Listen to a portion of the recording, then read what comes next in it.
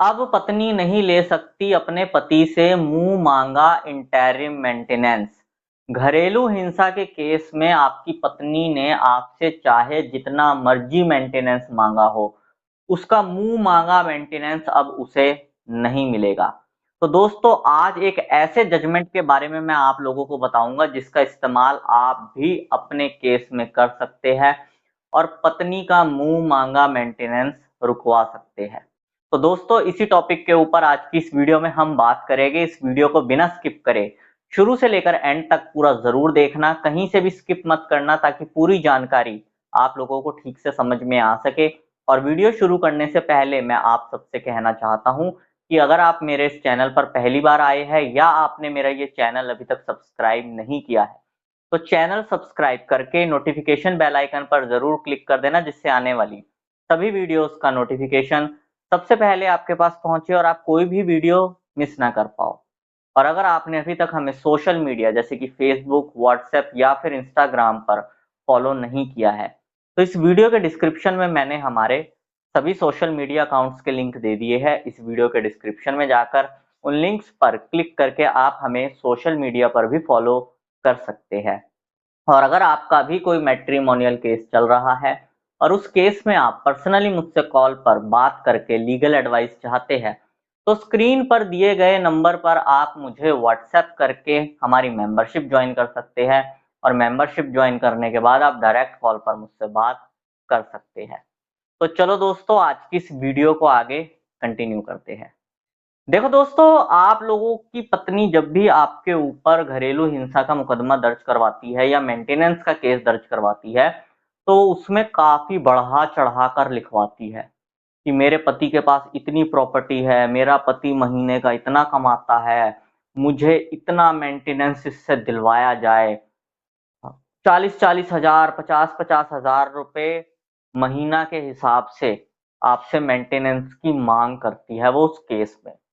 लेकिन दोस्तों, मैं आप लोगों को एक चीज बिल्कुल साफ साफ बता दूं, काफी सारे लोग ये चीज देखकर घबरा जाते हैं कि हमारे पास मेंटेनेंस के केस का नोटिस आया है, हमारी वाइफ ने तो इतना मेंटेनेंस मांग लिया, उतना मेंटेनेंस मांग लिया, हम तो इतना कमाते भी नहीं है। तो ये चीज बिल्कुल आप साफ साफ समझ लो कि आपकी पत्नी को कभी भी मुंह मांगा मेंटेनेंस तो मिल नहीं सकता। कोर्ट कभी भी मुंह मांगा पैसा पत्नी को नहीं दिलवाती है। और खाली मैं पत्नी की ही बात नहीं करता, जितने भी ऐसे केसेस होते हैं जिसमें पैसों की रिकवरी वगैरह की बातचीत हो या फिर किसी से कंपनसेशन लेने की बातचीत हो, तो वहां पर कभी भी कोर्ट मुंह मांगा पैसा नहीं दिलवाती है। तो ये तो सिंपल सी चीज आप लोग समझ लो। लेकिन कई लोगों के केस में क्या होता है, जो हस्बैंड होता है उसका बैकग्राउंड काफी अच्छा होता है, वो एक अच्छे और सभ्य परिवार से होता है। और अगर उसके बैकग्राउंड की बात करें तो सब अच्छी पोस्ट से रिटायर होते हैं, या फिर जमीन जायदाद अच्छी खासी होती है, या फिर उनका बिजनेस बहुत तगड़ा होता है। तो वाइफ के मन में ये वहम होता है कि हस्बैंड का अच्छा खासा लग्जरी बैकग्राउंड शो करके उससे मोटा पैसा ले लूंगी।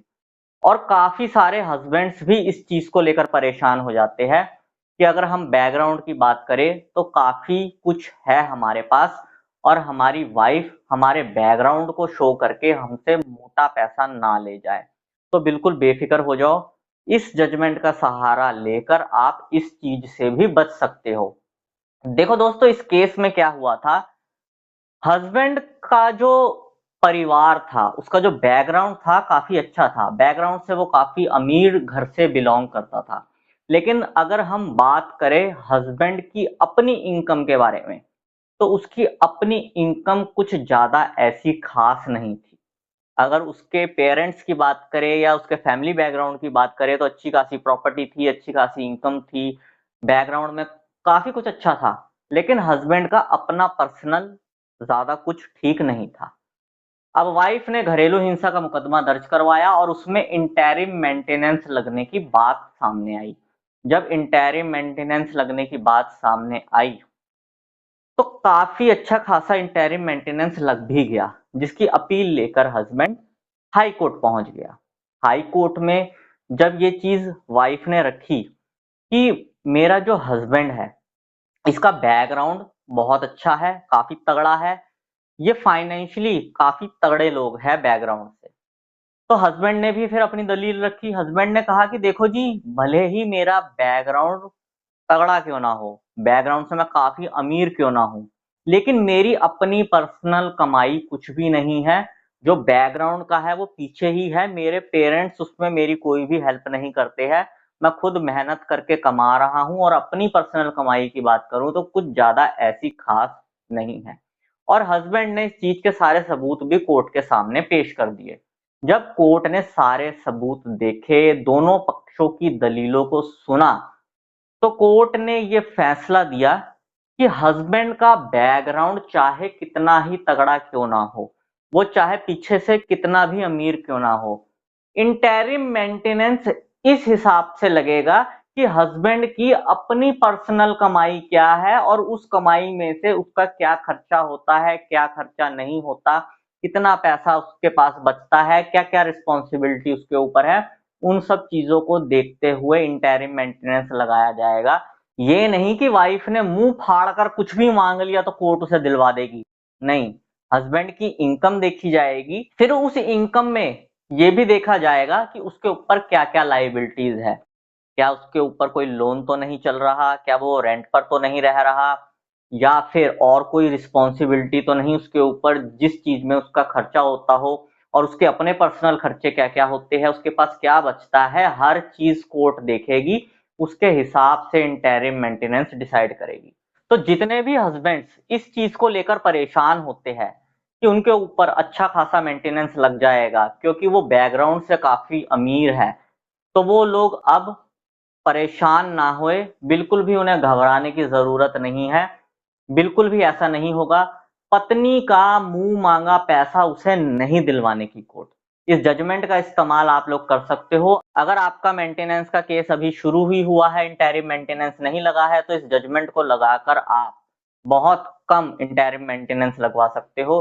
और अगर आपके ऊपर ज्यादा इंटरिम मेंटेनेंस लग गया है तो इस जजमेंट का इस्तेमाल करके आप अपील में जा सकते हो और अपील में जाकर मेंटेनेंस को कम भी करवा सकते हो। दोस्तों, अगर आप लोगों को इस जजमेंट की पीडीएफ कॉपी चाहिए तो स्क्रीन पर दिए गए नंबर पर आप मुझे व्हाट्सएप करके इस जजमेंट का शुल्क देकर इस जजमेंट की पीडीएफ कॉपी मुझसे ले सकते हो।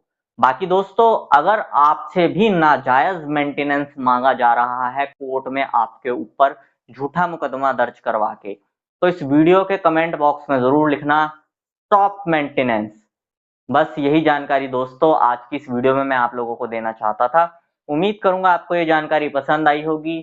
अगर आपको ये जानकारी पसंद आई हो तो इस वीडियो को लाइक जरूर कर देना। इस वीडियो को बाकी लोगों के साथ भी शेयर कर देना ताकि बाकी लोगों तक भी ये जानकारी पहुंच सके। और अगर आप लोगों का मेरे लिए कोई सजेशन हो तो कमेंट बॉक्स में जरूर लिखना। मैं मिलता हूं आपसे अगली वीडियो में। Thank you very much.